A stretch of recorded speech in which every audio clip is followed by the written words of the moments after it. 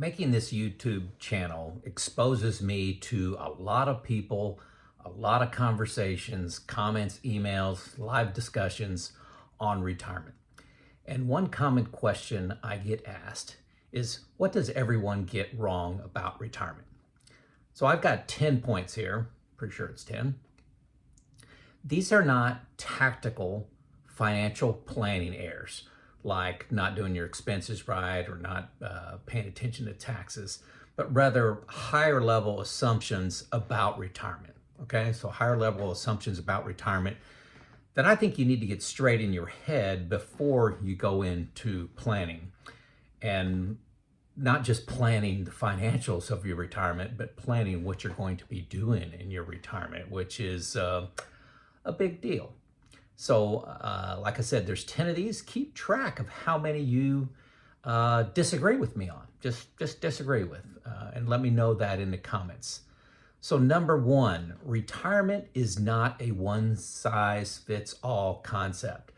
I have a couple retirement groups that I belong to. We're all doing different things. Some really get into golf. Some really getting into restoring cars. A couple of them are traveling around the country in their RVs, making YouTube videos. Some people think, you're just going to stop and relax all the time. But after a couple months, most people want to accomplish something. Most people want to do something that fulfills them in their retirement. Maybe it's traveling the world. Maybe it is a time to pursue a hobby. And that can change. When I first retired, I was doing consulting on reliability and maintenance. I was very active in that, speaking at conferences, writing for magazines. I still do that. But I was doing a lot of fishing, and I went trap shooting, which is shooting clay pigeons with a shotgun.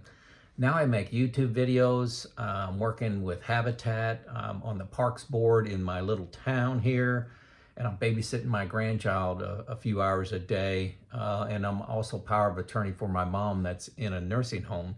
So I think what's cool about retirement, now some of the things I'm doing is not cool, power of attorney for my mom in a nursing home, but retirement, the definition can change and ebb and flow through time. So I think that's cool, and I think that's acceptable and encouraged. So number two, you need a set amount of money to retire. The videos out there that are popular, that people are searching out, how much money do I need to retire? I roll my eyes at those. That means nothing. It all depends on your expenses. All depends on that. And there are people that spend $250,000 a year, and there's people that spend 30. Those people's answers to that question, how much money I need to retire, are completely different. Completely different. Start with your expenses. That's all I'm going to say about that. That's if you're fixated on a number based on a neighbor or something you read in a magazine that you need this much to be retired, that's a huge error. You're going down the wrong path. Number three, Social Security will be enough to live on. I don't need to save any money. Social Security, I think the statistics say, at least what I've researched here, is 40% of pre-retirement income can come from Social Security, and it's probably not going to be enough to maintain your current lifestyle. You can live on Social Security if you have everything paid off, you're a frugal person, and you don't have expensive plans and hobbies for retirement. I think it's possible.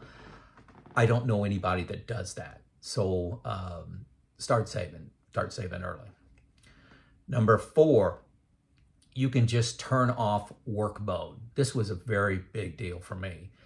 In my job, I was paid to handle several tasks at the same time. Now, not juggling the exact same time, but I would have 14, 15 different things that I needed to accomplish during the day, to sponsor this, to create a report on that, to present on this. And I got very good at accomplishing tasks, very good at preparing presentations, and getting things done. When you retire, it's hard to turn off that engine. Okay, very hard to turn off that engine. As an example, I had a 2-page list of honeydews, a to-do list for when I retired, thinking that was going to take me a couple years to accomplish, and I got it done in a couple months because every day is Saturday. I had a lot of time, I had a lot of energy. I wasn't tired from my day job, my employment, and I was just able to knock those things off. And I had just a tremendous smile on my face because I was getting things done. You need to find hobbies, part-time work, and you need to learn to slow down. This took me several months, I would say at least 6 months, to downshift from fifth gear, running all the time, down to where it was okay getting 0 or 1 or even 2 things done in a day, and spend more time on a hobby, because there's always tomorrow. Every day is Saturday, right? Turning off work mode is hard. Number 5, retirement is all about leisure. I get this a lot in the comments, a lot. I'm just going to do nothing in retirement. I can't wait to have no responsibilities. And lounging around in front of the TV is going to get old for 99% of you. I watch less TV now. I probably watch 10% of the television I did when I was working. Why is that? I'm not tired. And I want to contribute. I want to do things that I've always enjoyed. I want to stay active socially, physically. I spend a couple hours a day exercising. Today's my day off. Didn't exercise today. I take about 1 day off a week. It's usually after a hard run day. But endless days in front of a TV is going to be mind-numbing. And I bet that those are the people that are going back to work and said, retirement's not for me, retirement's boring. It's because you made it boring. Seek activities out that you're going to have a sense of accomplishment and a sense of community. Volunteering is very popular. May seem like work to you, as you're watching other people volunteer, but you get a chance to be around other people, to help other people, and to have meaning. Number 6, this is a huge one. Health won't be a major concern. People are working, I made a video earlier about this discussion with a guy that was 69 years old and was planning on working 1 more year. I'm telling you, when you're 69 years old and you're healthy, which not everybody is, but if you are healthy and very physically capable of doing about anything, how long do you think that's going to last? What are your odds of being in that same physical shape at 75? Yes, everybody's got that friend, that neighbor, that relative that beat the odds and was very active at 85. Odds aren't on your side. Health is going to be a major issue. It's one of the driving forces to me retiring at the age of 54. See, so health, huge priority for me, trying to eat right, exercise, and get things done while I can at a younger age. Number 7, you can always work part-time later. So work is not always a guarantee. Some people retire and their plan doesn't, their financial plan doesn't quite work out. They say, hey, I'm going to take off a few years while I'm younger and I can always get a job. Maybe. If for some reason the economy, tanks, stock market goes down 50%, people are laying off, you may have a skill set, but there's nobody looking to hire in those times. So yeah, today you may be able to find a job, start a business, start making some income, work part-time, but during hard times, it's hard to find a job. So be careful using part-time work later, like, hey, I'm going to retire, and when I turn 70, I'm just going to get a job working at Costco. There may not be a job for you if it's a tough economic time. Number 8, the retirement age is fixed. When's the right time to retire? I get this a lot. I have friends that are still working that are 65. I retired when I was 54. I have people retire at 60. What's the right time to retire? There's people that want to work until they're 80. No judgment. No judgment at all. I caution you towards working longer because you're going to assume your health is always going to be there. And you may love your job,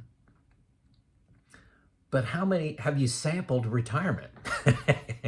Have you sampled something else? What are the odds that you pick the only task, job on earth that makes you the happiest? What's the odds of that? And that's what, when I describe my retirement, it's not a new chapter in my life. It's a whole new book. I loved my job, loved what I was doing, but I wanted to try other things, okay? Like making a YouTube channel here. So there's no fixed retirement age, there's no right or wrong, there's no winning and losing, but I caution you as you're working into your late 60s and early 70s to factor in your health. Don't assume you're going to be healthy for the next 20 years. In fact, take a serious look at, could other things make me even happier that allow me to have less stress in my life, to exercise more, to meet more people, to make an impact on other individuals? No judgment, but it's fun starting a new book. I'll just say that. I'm starting a brand new book on my life after 54, after retirement. Number 9, you can predict exactly how much you need in retirement. I believe firmly, confidently in great planning. But what I can also promise you is when you create a great plan in even a comprehensive software package like Boldin, the one I use, that plan, I have 100% confidence it's going to be wrong. What's powerful about planning is I know the levers, okay? I know the levers of how to improve the plan or how it's going to fail. It can fail on inflation. It can fail on my expenses going up. It can fail on my returns going down, okay? How do I counteract that? Lower my expenses, delay my Social Security, take more risk in some of my investments, spend less money. Not sure if I already mentioned that. But your plan's not going to be perfect. And there is it's common for some people to get caught in analysis paralysis on creating the perfect plan. And is inflation 3% or is it 3.1 or 2.9? Planning is about knowing how all the factors work together. And there's a lot, okay? Long-term care, health insurance, inflation of your house, rental inflation. There's probably 20, on the low side, 20 different factors all working together on your plan. That's why I use a comprehensive software package, but the intent is to know how it all works together, okay? So you're not going to have a perfect plan. You can have a perfect planning process, but not a perfect plan. And number 10, retirement is not forever. If you choose to go back to work, that's not failure. You may go back to work for the fulfillment, for the engagement in your community, but you can unretire, and I don't think that is a failure. It may be a work or a job that is significantly less stress. You used to be an accountant and you hated tax season, and then you go and you work for a nonprofit getting paid, but it's the work level is 20 hours a week, and you could still take off 2 months during the summer. That's not failure. You can unretire if you choose. You got one life. Don't let society put pressures on you on what you should do and should not do, okay? So retirement is not necessarily forever. Now, I don't want to be forced back to work, but if I choose to go back for the engagement, for the making a difference in other people's lives, for helping, I want those to be the motivation factors, not money. So anyway, those are my 10 things, my 10 assumptions about retirement. Again, if you believe any of these, let me know in the comments. Start a discussion, debate in the comments. If you're not reading the comments, you're missing out on a lot of gold. A lot. I learn a lot, and almost every one of my videos comes from a comment that you make. This is Joe out.